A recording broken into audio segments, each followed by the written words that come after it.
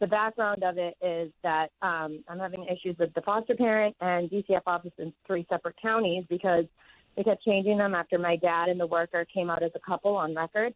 And obviously, I have issues with the government officials involved in the family court system as well and how they behave. But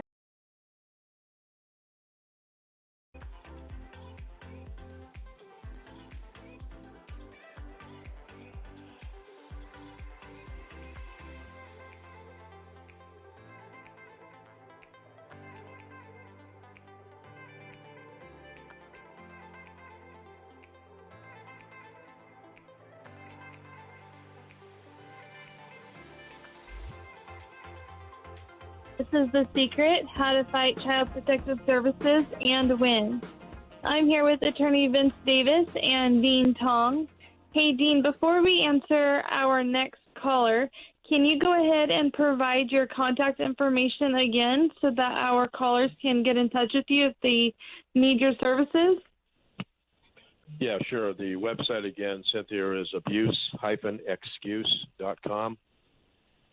My email is probably the best way to get a hold of me, which is just my name, DEANTONG @AOL.com. Perfect. And our next caller is Michelle from Massachusetts. Michelle, are you there? oh, yes, I'm here. Hello. Hi. Do you want to go ahead and start with your question if you have questions for us? And then if we need information, we can ask you questions. Okay. Well, first of all, my name is Michelle Vitello. I'm a mother of 3. I had 2 removed from my care, but I'm fit for my youngest, which makes sense. Because of this, I started an organization called Families Against Legal Kidnapping, and I started law school. But the background of it is that I'm having issues with the foster parent and DCF office in 3 separate counties because they kept changing them after my dad and the worker came out as a couple on record. And obviously, I have issues with the government officials involved in the family court system as well and how they behave. But not only is my father dating my DCF worker that had conducted the investigation to determine if he could be a foster parent after I'd been removed from him by abuse by the same judge as a teen, but I was told if I signed a guardianship that DCF would be gone and he could give her right back to me. And then he refused right after that. And that was about 10 years ago. And I've been fighting for 10 years. And finally in April, they're deciding whether or not they might give me visits, even though I've had like 8 hair follicles. I have 8 years of clean drug tests every 2 weeks. They keep accusing me of doing drugs and all this other stuff and making me do psych evals that I passed. And she had found my organization, so now she knows the truth, and she's really upset about it and wants to talk in court that she's not being allowed. And she's 12, so it doesn't make sense to me. And then it continued with my second daughter when I had fell asleep breastfeeding after I had her. They filed a 51A. The doctor went to court on my behalf, but it didn't matter. I was made to go to a 5-month shelter program in Hyannis and in Massachusetts and was made to leave my home. And I was there for 5 months. And after the program recommended she go home to me when I was done at the program, DCF came and went back on their deal, and which was that we were going to go by what they suggested. And this program had already left my daughter in their daycare on her stomach in a crib and forgot she was there at 4 months old. They locked the place up and left, and it's all on record.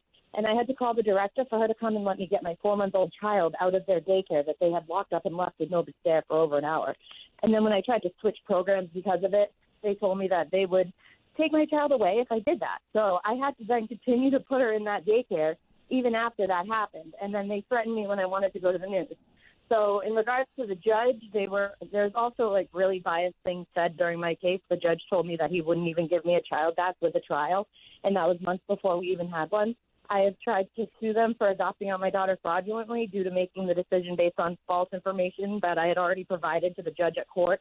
And I had even had paperwork to prove the testimony was false during trial, but he refused to admit it and didn't let me have witnesses testify that I had on my list, amongst other things.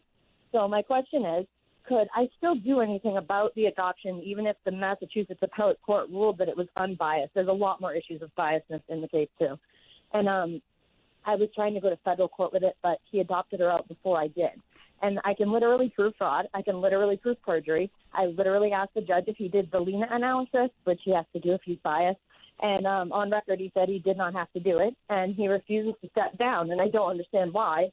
He has been my judge since I was 13. And is there anything I can do after they have put my kids and family through hell for 10 years, basically?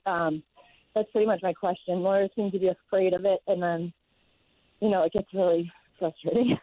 Okay. Well, I'm only licensed in the state of California. So what Right. you can do back in Massachusetts, I'm not sure. But if you were in California, there's really not a lot you can do that are high priority or high probability of success. People ask me Right. all the time, hey, is there anything I can do? And the answer to that is yes, but that's not the right question. Is there anything I can do that has, a good probability of success? Now, in your case, if your rights have been terminated and it's been years, in California, there's very little that you can do. Right. There's something that you could do. It's called a writ of quantum novus, and a lot of people have never heard of that. But that's kind of like, something was done unfairly, and court, I want you to take a look at it again in the interests of justice. But I do have someone to refer to you back in Massachusetts. Oh, okay. He's a very well-known CPS defense attorney in, I believe it's Boston, in the Boston area. I don't know if that's near you or not, but his name is Yes. Kevin. Kevin Patrick Beaver. Yes. Yeah, we just reached out to him because we're actually holding a rally. My group is, we're trying to become a nonprofit, and we're doing a rally on March 6th from 12 to 2 in 27 different states simultaneously to protest this. Hmm. And it's all going to be at Capitol buildings, well, for most states. And my group is sponsoring it, Families Against Legal Kidnapping. And basically, we're encouraging everyone to come and to show up. There's an invite online called Rally Against Family Court Corruption, or you can join Families Against Legal Kidnapping for more information. But we want to get as many people out there as possible who have gone through this because, like you said, there's nothing I can do. But at this point, I can raise awareness and I can show my children how hard it is that I'm fighting and that I will never give up. So that was my only option: go to law school and start an organization and build an empire on the fact that I was wronged and I will never let my kids be wronged like this. Have you actually talked to Attorney Seaver? Not yet. I actually just had reached out. We just connected, so it's funny that you said him. Okay. Well, if you talk to him, tell him that Attorney Vince Davis in California referred you to him. I have talked to him on a few occasions, and I think Cynthia is trying to get him to appear on our radio show. He will actually be a guest soon. I'm sorry? He will be one of our guests soon. Okay, very good. Oh, good. So he's, And Dean knows him as well. he's a very good attorney from what I understand. And, Yeah. I've talked to him, and I can tell that he's an expert. He knows what he's doing.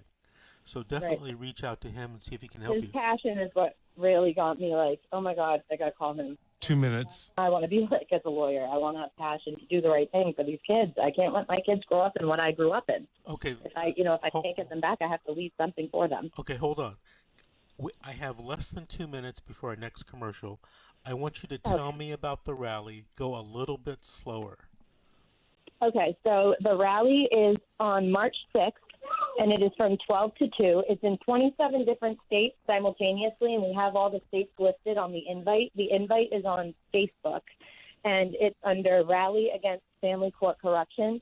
And if you can't find it, then just join Families Against Legal Kidnapping and just write in the little comments that you heard the radio show, and that's why you're asking about it. And we'll be at the State House in Boston, so we'll be at Boston from 12 to 2. And Kim Lowe's helping with it. There's a few other people that are well known in the circle that are helping with it. So, Is California one of the listed states?